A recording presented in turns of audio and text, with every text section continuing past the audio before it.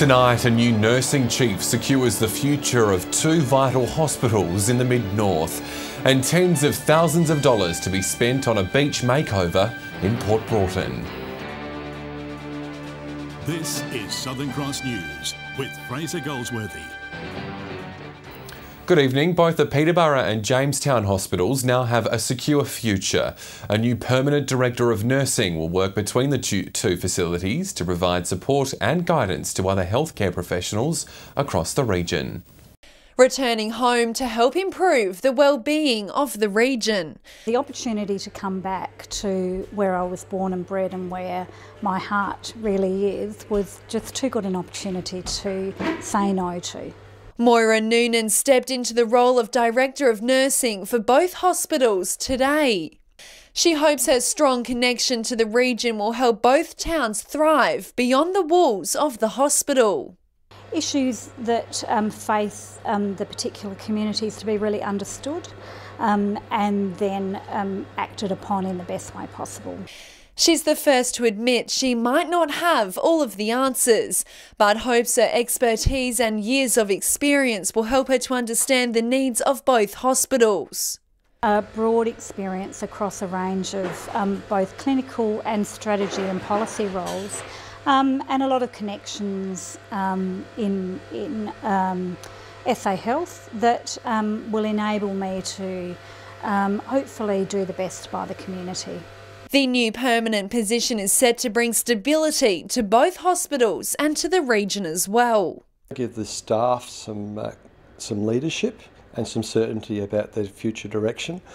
Moira is aiming to split her time relatively evenly between the two communities in order to fully understand the requirements of each town. For Jamestown and Peterborough, we'll be able to focus more fully on some of the projects we have happening here within both these hospitals. Rachel Nell, Southern Cross News. An injured offender has led the Port Augusta police to finding 3 suspects related to a break-in. Police found the 16-year-old boy at the local hospital with injuries matching a crime scene where a wallet and credit cards were stolen from a local hotel room. An 18-year-old man and a 15-year-old boy were later arrested and charged after allegedly using the stolen credit cards in nearby stores. They've been bailed to appear in court at a later date. 3 Whyalla men have paid a heavy price for allegedly drink driving in separate incidents this long weekend. At 6 p.m. on Saturday, a man was reported after recording .140 in Whyalla Norrie. 6 hours later, after midnight on Sunday morning, a 58-year-old man blew .166 after being stopped on Eucalypt Street in Whyalla Stewart. And just after 9 p.m. on Sunday, a 65-year-old man blew .170 after being caught doing 64 in a 50 zone on McCritchie Crescent in Whyalla Stewart. All 3 had their licences disqualified and their cars impounded for a month. They'll face court at a later date.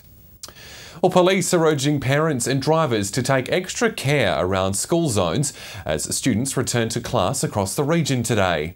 They're reminding the public to take their time and to slow down. While for many kids it's back to school today, it's also a time when police are reminding drivers to get back to the road rules, especially around school zones. Pedestrians don't have anything around them that would protect them in case of an accident, and we know that little kids can be really, really quick on roads, so it's just a matter of taking your time, slowing down and using your common sense around school zones. With many school zones signed with a 25km/h speed limit, police are reminding they don't just apply during the week. It can be on weekends. Our schools are quite often used by the community after hours and on weekends, so people need to take care at all times. They're encouraging drivers to look out for new school starters who might also be new to road safety. To be careful because kids can pop out from behind cars, and also when you're engaging with school buses on the road as well. Take care when the buses are pulling over to pick up kids or let kids off. There's also rules for buses during the school rounds.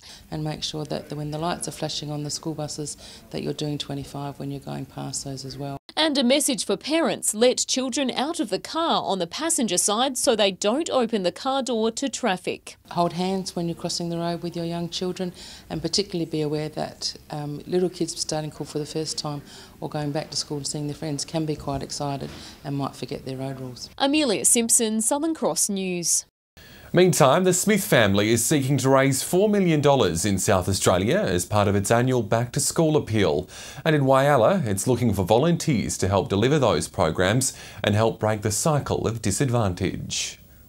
The back to school time can be a time of growth for many families and children, but for many, it's a steep learning curve as poverty and disadvantage hinders their academic performance. The Smith family in Whyalla is looking to stop that cycle. With what's happening in Whyalla at the moment with our growth as a community, if we can support those kids to being job ready by the 2020, we've done what we can to support them in their futures. Its Back to School appeal is up and running again. Funds raised will go towards scholarships and programs such as Learning Club and iTrack. But more importantly, volunteers are needed to ensure the kids get support. My favourite adage is, it takes a village to raise a child. Volunteering with the Smith family either through administration or through tutoring. 86 cents out of every dollar raised by the Smith family is put back into supporting children. But without manpower, it's feared that number could decrease over time as funds are diverted away from kids towards other costs. We provide educational programs around mentoring, tutoring, reading, those sorts of things. So that money helps fund those programs. For details on how to get involved, head to our Facebook page. John Hunt, Southern Cross News. After the break, Port Broughton Beach set to receive a much-needed makeover. That's next. 3 teenagers have been arrested after a house break-in in Port Pirie. Police allege on Thursday night last week a home on Anzac Road was broken into and items were stolen. Police managed to identify the youths from CCTV footage, locating them to a home in Risdon Park where the trio fled on foot. Patrols were able to track them down and arrested them. 3 boys aged 15, 16 and 17 from Port Pirie were charged. They'll face court at a later date. The state government has promised the Port Augusta Hospital much-needed upgrades to its mechanical and electrical systems. Amelia Simpson reports. After copping criticism from the Liberals about a $150 million maintenance backlog in country hospitals, the state government has announced a significant funding boost. Country Health SA is primed to receive $140 million over the next 10 years.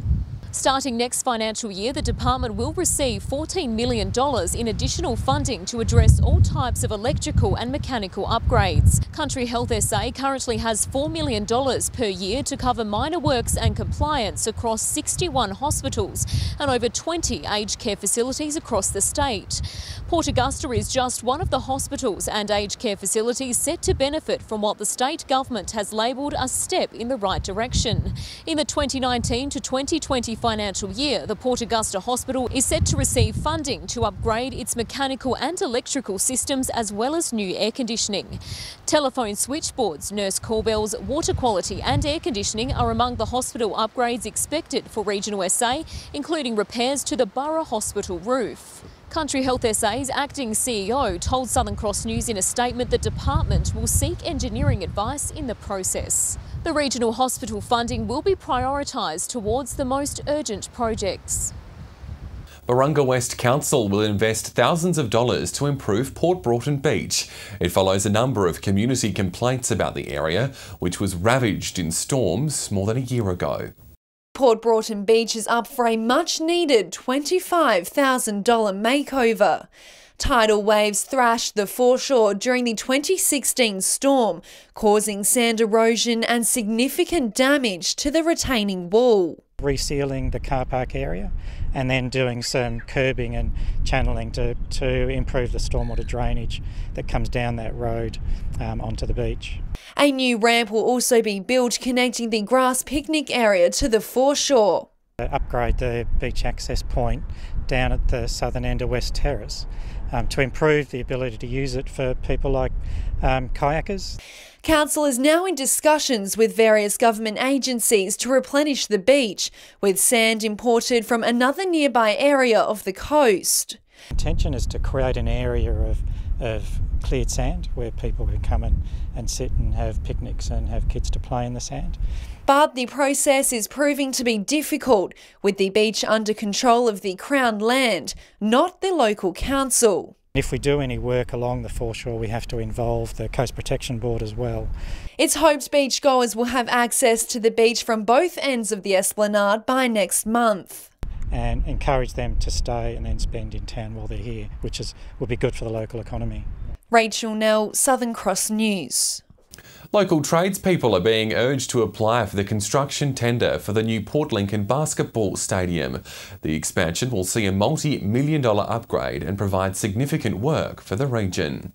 It's Port Lincoln's biggest construction development, but it's struggling to find local contractors. It was just before Christmas, so maybe the timing wasn't perfect. The Port Lincoln Council put the call out for tradespeople looking for work in November, but was disappointed with the feedback. The expansion is seeking locals to help build the city's $4.4 million stadium, but time is running out. We'll be looking for as many of the local builders, firstly to apply for to respond to the tender documents, but then also the subcontractors who could be involved with whoever it is that wins the tender. The project is part of a complete overhaul of the city's leisure centre. This is the last stage of a very major redevelopment of the indoor aquatic facility. The stadium will feature indoor courts for basketball and squash with movable walls and tiered seating. The revamp and the upgrade and the extension of the dry areas, the sports stadium, just completes the package. The Port Lincoln Council is hopeful to begin construction in the coming months. This will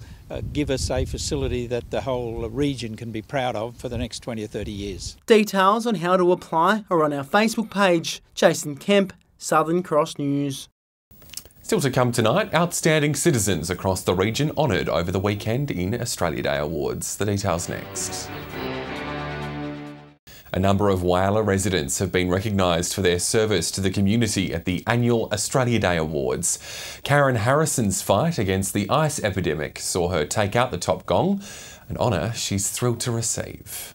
A few years ago, Karen Harrison noticed that the drug ice was having an impact on those around her in the Whyalla community. And just saw a need for those people to come forward and get some help as well. With other locals, she formed Ripples, an organisation providing advice and support to addicts and their families. Her tireless efforts for the group were recognised on Australia Day, with Ms Harrison crowned Citizen of the Year. I was so surprised when I opened it and I started crying because I was just overwhelmed. And her commitment to helping users has extended into her business as a party supplier.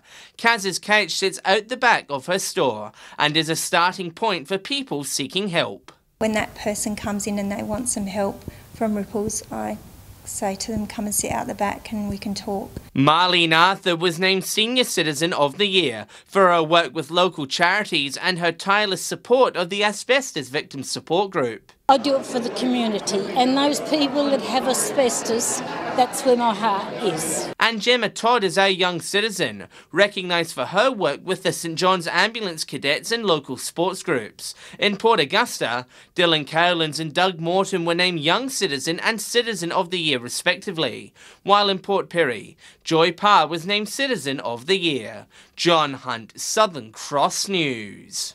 The Glen Forest Tourist Park on the outskirts of Port Lincoln is attracting international attention. The park offers personal encounters with some of Australia's most popular native animals. A sanctuary for animals and a haven for tourists. I like animals. Just to see all the animals, see the kids have some good fun out there, feeding the animals. Lots of people here, which is good. Glen Forest Tourist Park, just outside Port Lincoln, offers guests a hands-on encounter with some of South Australia's native wildlife. Kangaroo, probably, maybe. Koala. The animal reserve has been a hit this summer, not just for locals, but for overseas guests visiting the region. Oh, it's been hectic over these holidays. Obviously, everyone's over from all over Australia, even over the world, coming to see all the animals and have a look around. The Tunarama Festival saw over 6,000 people dock in the harbour, each wanting to explore the native setting. But there were a few favourites at the park who received the most attention. Kangaroos are always a big hit, and obviously the koalas, all the Australian main animals. If animals aren't quite your fancy, there's plenty of other activities to keep everyone happy. We've got the animals and then you have your putt-putt and then segways for the few older families. The park has just undergone a major redevelopment with its new kiosk, and with increasing demand could soon expand even further. Its popularity might even see it push into other regions. Something for Port Augusta to consider. Jason Kemp, Southern Cross News. Stay with us. After the break, we'll have all the local weather details with Amy Stevenson. And Amy, it seems there is finally a change from the extreme heat in the Spencer Gulf. Indeed there is, Fraser, with most centres around the Spencer Gulf today seeing a rainy change. I'll have all the details next. Welcome back. Port Augusta got a wet and windy change today, but it stayed relatively warm, 33 the top there. Port Lincoln also had a wet and windy day, reaching temperatures of 22, while in Whyalla they saw some showers and 29. However, temperatures did stay quite high for all other centres. To the satellite now, and the cloud over the west and south of the state is from a low pressure system that's bringing some rain and storms. It's staying dry in the northeast despite the patchy cloud.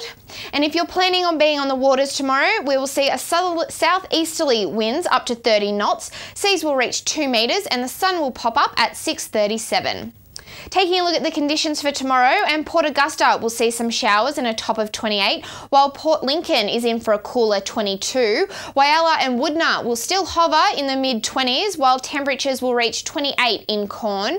Meanwhile, Broken Hill is also in for a wet and windy day tomorrow, a top of 28, and temperatures will stay around the mid-20s in all other districts. Looking ahead, and temperatures will stay in the low to mid-20s in Port Lincoln, while Cleve and Woodna will both see some showers and temperatures creeping towards the mid-20s. Further up the Gulf, and the wet conditions will continue with Whyalla seeing showers and a top of 27 later in the week. Port Augusta will also creep into the high 20s, while it's going to be mostly sunny conditions in Kadina and 30 on Friday. Port Pirie will also creep towards 30. Meanwhile, Clare is in for a cooler change and temperatures staying around the mid-20s. For those in Broken Hill, they will have some relief from the extreme heat we saw last week. It'll be a cloudy 26 on Thursday and 27 on Friday. So Fraser, finally some relief from the extreme heat the Spencer Gulf has been experiencing over the last couple of weeks. That is very good news. Thanks, Amy. And that is all the news to now. Thanks for your company. I'll have updates later. Until then, enjoy your evening. Good night.